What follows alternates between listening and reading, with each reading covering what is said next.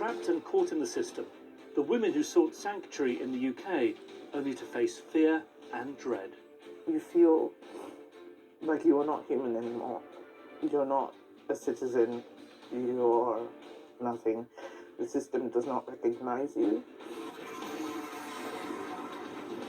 And the road to recovery for cancer survivors is to make quite a splash in the Lake District. Dragon boating is a totally different experience that you might never have done if you hadn't had breast cancer. It's very healing and it's very therapeutic and it gives you a positive spin on life. Water, the electricity, the internet, because the only way I speak with my mom in Turkey. Sophia and Pinky were trapped. Under the policy, no recourse to public funds, there was no state help in escaping their abuse. So, no help with housing, healthcare or benefits. Despite that, Pinky had to try to get away. First, when I was left my in-laws' house, I was so scared. I live on the road all night because the council say, because you have drawn public funds, I don't help you. Feel like alone because nobody treat good with me, so feel alone. As for Sophia, the police removed her husband using a domestic violence protection order, but then she was left with nothing. They took him away, you know, and all they done to me that, yeah, you are safe now. Okay, safe, I will die, but it's a different way now, by staying alone, no food, you know. Laura came to the UK as a student. It was an escape from her abusive family in Nigeria. Since I was born, and from what I can remember, we've had a lot of physical abuse, whippings, floggings, being told that you were basically worth nothing and whatever you tried to achieve or did achieve wasn't basically belittled. It was nothing. Laura wasn't just abused by her family. As a gay woman in a country where homosexuality is illegal, she felt threatened. So when she was diagnosed with cancer, going back to Nigeria wasn't an option. She was trapped, facing huge bills from the NHS.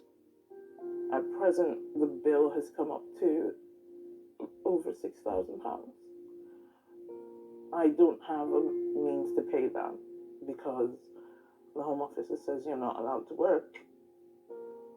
I've self-harmed. I've thought about taking my own life. You feel alone a lot and isolated because a lot of people don't understand. You feel like you are not human anymore.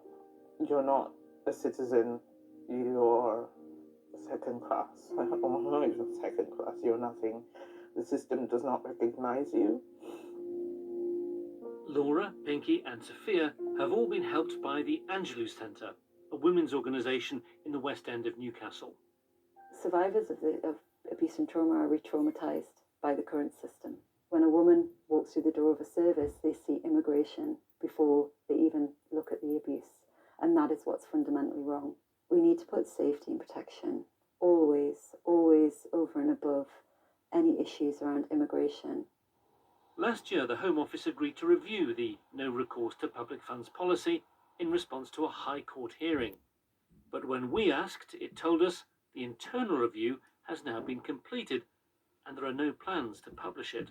The Home Office declined our invitation to an interview. This policy is causing immense suffering. And the idea that that is something that they can hide internally, I find absolutely unacceptable. You know, they need to be held to account. It has a duty to all of us to be transparent about what it's doing and what it's getting wrong. Angelou Centre. This means they have their independence as well as the right to work, study and claim benefits. I know I have now a bright future in the UK. I'm lucky now. I have a good chance. I'm in the right place now, and I like now UK no more. I know now I have a right in this, you know, in this country. I start feel like I'm a woman, but doesn't mean that I'm less than anyone else, you know. Laura's future is still uncertain. She still faces the impossible choice of returning to a country where it's illegal to be gay, and here in the UK, dealing with NHS bills and threats of deportation. It's already difficult that you've dealt with all of this in your life. You don't need extra pressures from the state. You can actually break.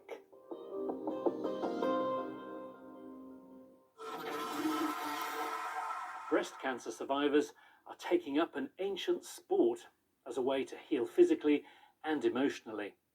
Women from Cumbria have formed a dragon boat club and regularly